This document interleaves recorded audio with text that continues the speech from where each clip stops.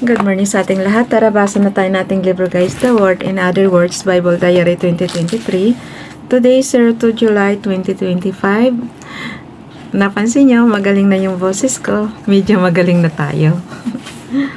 Pasalamat tayo kay Father God. Nakuha sa bio-flu. 02 July 2025, nandito na tayo sa page ng 18 August Friday, 19th week in Ordinary Time, that green, PSS 3, the word first reading, Joshua chapter 24, ang GOS is Joshua. Ayan. Joshua chapter 24 verse 1 to verse 13. Joshua gathered together all the tribes of Israel at Shechem, summoning their elders, their leaders, their judges, and their officers. When they stood in ranks before God, Joshua addressed all the people.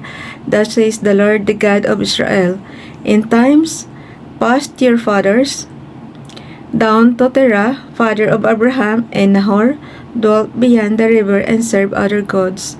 But I brought your father Abraham from the region beyond the river and led him through the entire land of Canaan. I made him descendants numerous and gave him Isaac. To Isaac I gave Jacob and Esau. To Esau I assigned the mountain region of Seir, in which to settle with, while Jacob and his children went down to Egypt. Then I sent Moses and Aaron and smote Egypt with the prodigies which I wrote in her midst.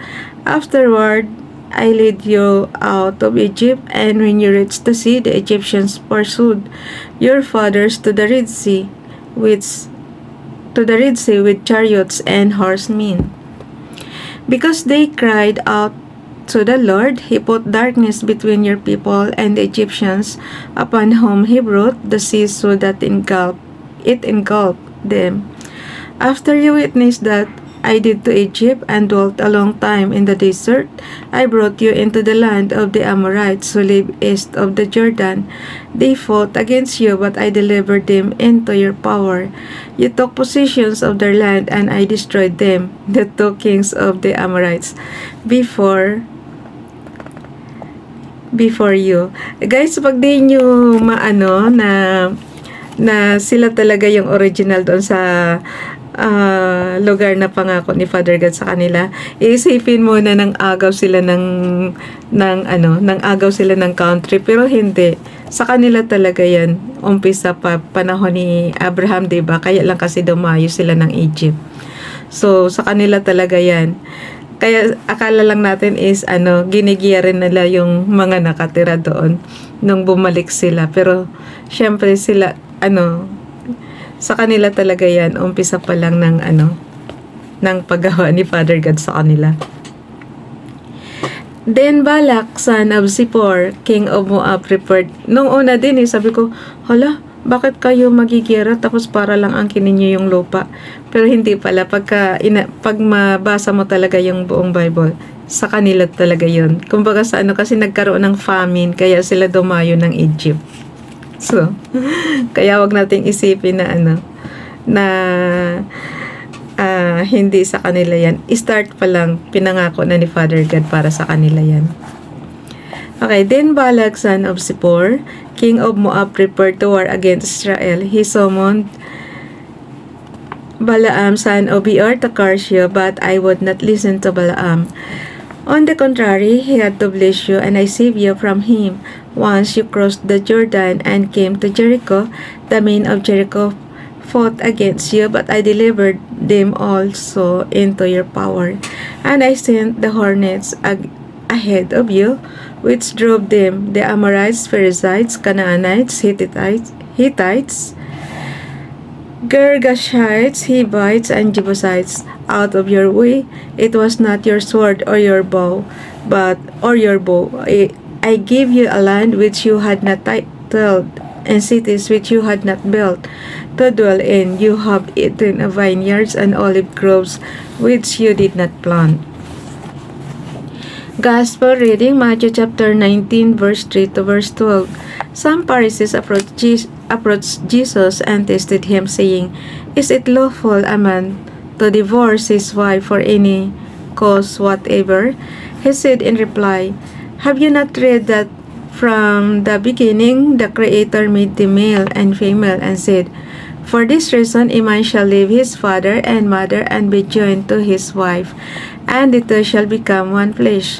So they are no longer two but one flesh. Therefore, what God has joined together, no human being must separate." They said to him, "Then why did Moses command the man give the woman a bill of divorce and dismiss her?" He said to them, "Because of the hardness of your hearts, Moses allowed you to divorce your wives, but from the beginning it was not so.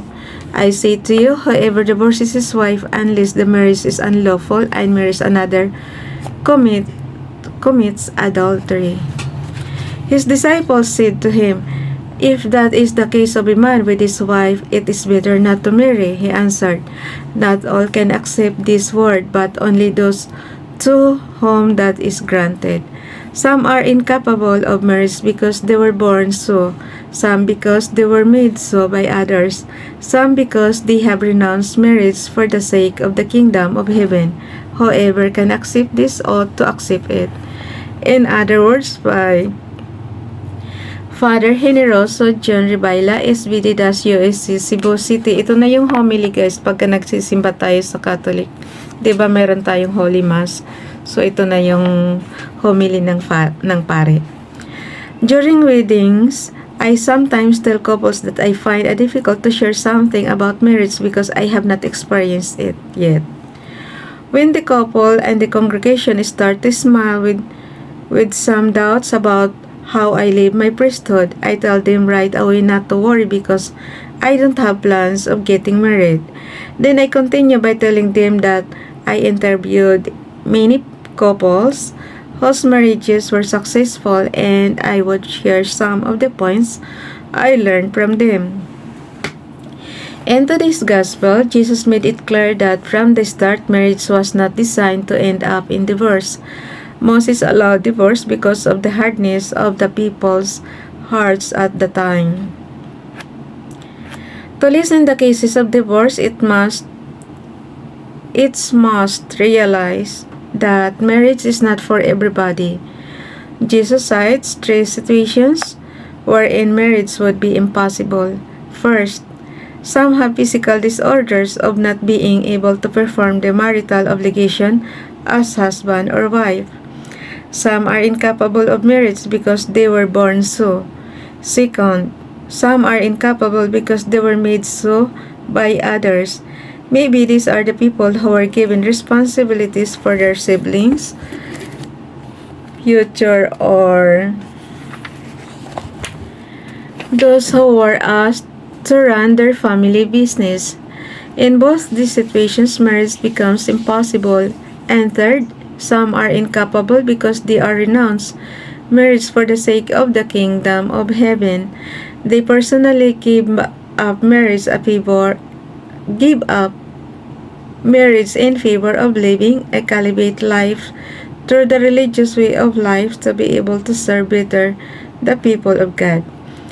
For married couples who encounter challenges in living with each other, its partner must exert effort to work on the issues they encounter with their partner. The ideal is to understand each other and to put the other's needs on top of one's own needs. And most of all, they may disagree on many things, but they must agree never ever give up their marriage. So, yun.